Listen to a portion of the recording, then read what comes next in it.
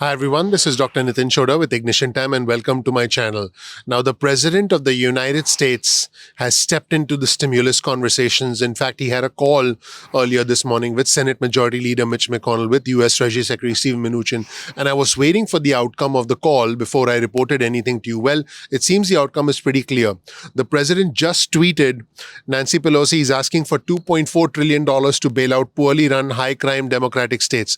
Right there, I have to tell you that before I continue reading, I can tell you that the news is probably not going to be very good, because the moment the president says, bail out poorly run, high crime Democratic states, we can sense the aggression and the animosity coming from the president. And honestly, this was a time to work together, and this was a time to come together as a country, as a nation, leading up to an election. But I'll continue reading what the president says. The president says money that is in no way related to COVID. We made a very generous offer of $1.6 trillion, and as usual, she is not negotiating in good faith. I am rejecting their request and looking to the future of our country. I have instructed my representatives, which means US Treasury Secretary Stephen Mnuchin and White House Chief of Staff Mark Meadows, to stop negotiating until after the election, when immediately after I win, we will pass a major stimulus bill that focuses on hardworking Americans and small business. I have asked Senate Majority Leader Mitch McConnell not to delay, but to instead focus full time on approving my outstanding nominee to the United States Supreme Court, Amy Coney Barrett. Our economy is doing very well. The stock market is at record levels. Jobs and unemployment and are also coming back in record numbers. We are leading the world in economic recovery, and the best is yet to come. So quite astonishing that the president would step in. Now, I just wanted to be clear. Talks between US Treasury Secretary Stephen Mnuchin and House Speaker Pelosi were going along. They were by no means definitive, but they were going along because the two sides were talking. And the president, with the election coming up, I'm confident the president wants to be re-elected. The president has decided to essentially pass the stimulus bill, if anything, after the elections, and in his words, I quote, immediately after I win. So that is where things stand, everybody. Now, what this actually means is, as a direct result of this, here's what we have. We have close to 30 million individuals who are unemployed, and many are permanently unemployed. So that is number one. Number two, 40% of restaurants face closure within the next 6 months. As per surveys, tens of thousands of airline workers will be laid off. There'll be no stimulus checks 2.0 based on what the president just said. I would have imagined that a president up for re-election would have wanted to pass more stimulus and take credit, but unfortunately, this has become I believe that's not going to happen. And the president said, again, I have instructed my representatives to stop negotiating until after the election. Why stop negotiating until after the election when the people need help now? In fact, we've already wasted enough time. There should already have been some help now. There should already have been, this thing has taken too long. This thing should already have happened by now. So I just, quite surprising. This is a huge blow, let me be clear, for millions of my fellow Americans, for millions of businesses, for airline workers, for the almost 30 million individuals who are on unemployment. And I just wanted to be clear. In a poll that was conducted recently, voters overwhelmingly supported a new $2 trillion package by a 72 to 73% margin. And they wanted that package as opposed to the confirmation of Supreme Court nominee. I do believe it's going to be... Look, I want to be clear about something. The reason you watch my channel is because I try and give you the honest truth. I want to be clear. I was optimistic about the stimulus, and it seems like, the president decided that the stimulus isn't going to happen. So little old me was optimistic, because I want what's best for my viewers and subscribers. But, the president decided that the stimulus bill would happen after the election. The president, came back. He's feeling good. and he decided to take charge of these negotiations and say no stimulus until after the election. This is, by the way, quite shocking for a president who is trailing in many polls going into the election. And I just want to be clear: House Speaker Pelosi and Stephen Mnuchin were not on the verge of making a deal. They were getting closer and closer, and there were a lot of outstanding issues, and they were sort of getting all the language dialed in. And that is where things stand right now. As I'm speaking, the stock market has fallen by several hundred points.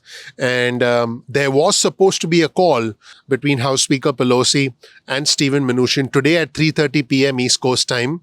And I don't think that call is going to happen now based on this announcement from the president. And I just want to be clear. We have seen the president back off before on policies once the stock market gets hammered.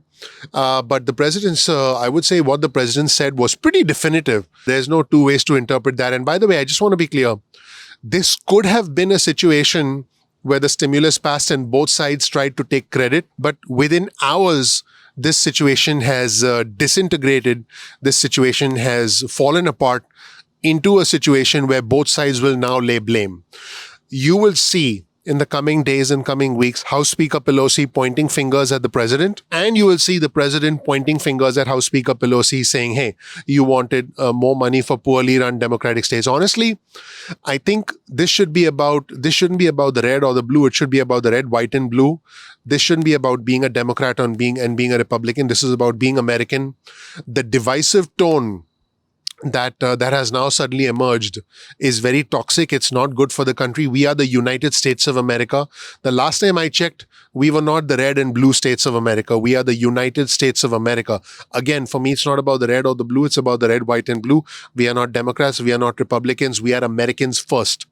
And so, unfortunately, now the conversation will shift to a blame game, a highly toxic blame game. And my goal on this channel is essentially to be as transparent as possible, to be as honest as possible, and to help you by leading you forward, by helping you make money, save money, invest money. And that is what I will continue to do. My mission on this channel, if anything, now becomes stronger than ever. My mission is stronger than ever to help you. My mission is stronger than ever to lead you forward. And I will continue to do that, I promise. And I want to be clear. The stock market is a very high priority for the president. I have done another video where I've talked about the president. I've talked about the thousands of tweets from the president pertaining to the stock market. But now, as I'm speaking, the stock market is crashing as I'm speaking. And so you never know, if the stock market crashes, the president might change his mind and might back off. But this is a pretty big statement from the president of the United States. And by the way, the president said that Nancy Pelosi, House Speaker Pelosi, was at 2.4 trillion. That is incorrect. The Democrats were at 2.2 trillion. This is where things stand right now. Also, we are just receiving word about the reaction from House Speaker Nancy Pelosi. Apparently, House Speaker Pelosi was on a call with other Democrats, and a lot of Democrats were stunned as soon as the news came in because they all found out about it through the president's Twitter feed, as you might expect. So House Speaker Pelosi questioned whether the fact that President Trump was taking a steroid was impacting his thinking, according to two people who are actually on the call. And here's an official statement from House Speaker Pelosi on the president deciding to call off the stimulus negotiations. You'll see the statement from Speaker Pelosi. It's already in. Speaker Pelosi said, today, once again, President Trump showed his true colors, putting himself first at the expense of the country with the full complicity of the GOP members of Congress. Walking away from the pandemic talks demonstrate that the president is unwilling to crush the virus as is required by the HEROES Act. He shows his contempt for science, his disdain for our heroes in healthcare, first responders, sanitation, transportation, food workers, teachers, and others. And he refuses to put money in workers' pockets unless his name is printed on the check. At the same time, the president is abandoning meeting the needs of our children as they adjust to learning in person, virtual, or hybrid. Instead, Trump is wedded to his $150 billion tax cut for the wealthiest people in America from the CARES Act, while he refuses to give help to poor children, the unemployed, and America's hard-hit individuals. Clearly, the White House is in complete disarray. Sadly, they are rejecting the urgent warnings of Federal Reserve Chairman Jerome Powell that too little support could lead to a weak recovery, creating unnecessary hardship for households and families. Over time, household insolvencies and business bankruptcies would rise, harming the productive capacity of the economy and holding back wage growth.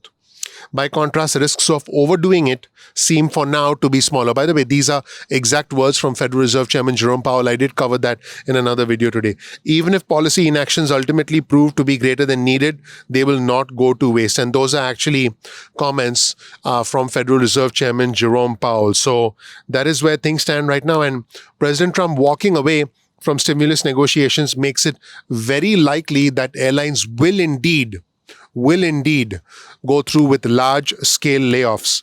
And I just want to be clear that 13 of the 20 most heavily trafficked airports across the country, which includes Atlanta, Los Angeles, Chicago, Dallas, Denver, New York, San Francisco, Seattle, Las Vegas, Orlando, New York, Charlotte. These are 13 out of the 20 most trafficked airports in the country are in swing states. That's why I mentioned that. We're talking states like Georgia, Illinois, Texas, and several other swing states. Florida, these are all swing states. So I just think I think what's happened today is quite shocking. And I'm surprised that the president did it the way he did it. I'll also show you a tweet on your screen which shows you 13 of the top 20 most heavily trafficked airports in the country.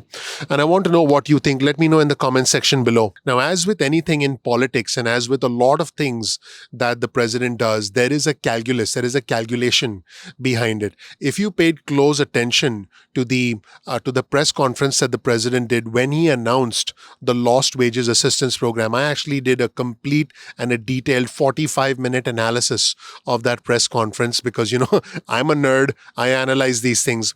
And the president specifically said that when or if he gets reelected, he said that he would do away with the payroll tax cuts permanently. He also promised more tax cuts for the middle class. So the president specifically said, if I get elected, this will happen. If I get elected, that will happen. Because the president wants to get re-elected like you would expect any president to want to be.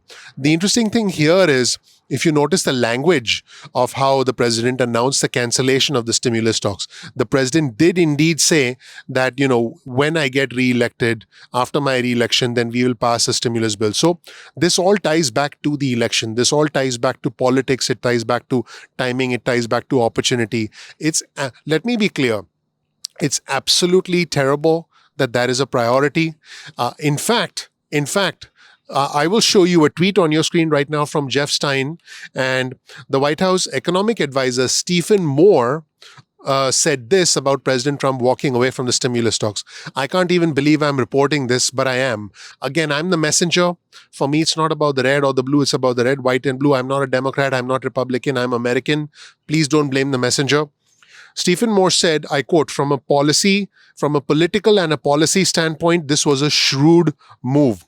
A deal on the Pelosi plan would have completely divided the Republican Party on the eve of the election. I mean, this blows my mind.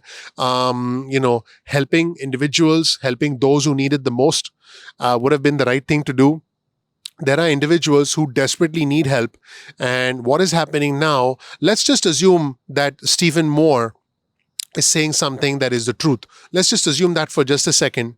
What that would mean is that politics and policy, and by the way, the SCOTUS nomination, which is something that the Senate is definitely going to vote on, politics and policy comes ahead of economic stimulus, ahead of helping those who need it the most. That is basically what they're saying, and they're being pretty brazen about it. This isn't even something that the administration, specifically Stephen Moore, is trying to hide. If you look at the tweet on your screen, let me know what you think in the comment section below. And we are weeks away from an election. I mean, my best advice to all my viewers and subscribers would be make your voice heard through the vote. Do what you think is best. Do what you think is best for the future of the country.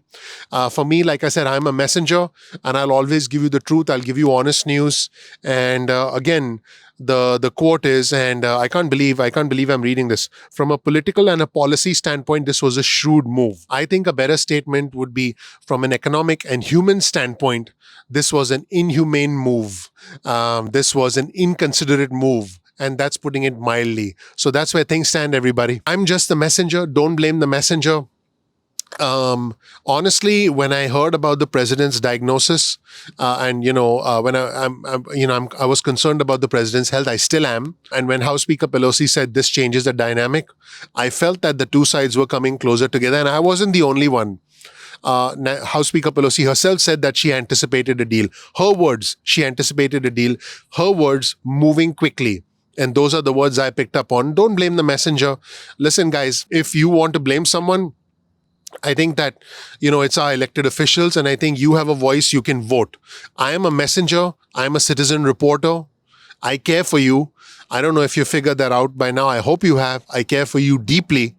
And I'm just a human being that is full of optimism. Maybe I occasionally make mistakes in my assessment from time to time, but I guess that's part of being human. I still think that they could have made a deal had the president not called everything off. I still believe that. I believe that. And I'm sure a lot of my viewers and subscribers understand exactly where I'm coming from. This is where things stand right now. And thank you for watching. I know you don't like the news. Listen, I want to be clear. I know you don't like the news, but if you appreciate the effort, please click the like button. For the effort, not for the news. For the effort, not for the news. Please subscribe. Please enable notifications. I will always be with you. I can promise you that one day we will put all of this behind us. I personally have been homeless. I've slept in a car, and I know what it's like. And unfortunately, at this moment in time, we have politics. We have an election coming up. I don't think the American people should be treated as political pawns. But, I think we are witnessing history in real time. And I think when we look back at all this, we'll ask ourselves, how did things get so out of control? We each have a role to play in our own future. And I'm asking you to play a role in your own future by educating yourself, by re-engineering your skills. Subscribe to my channel, enable notifications so I can lead you forward. That is the best thing you can do in this situation. I am always with you. I will always be with you. These videos will continue.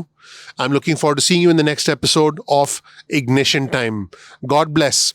God bless America.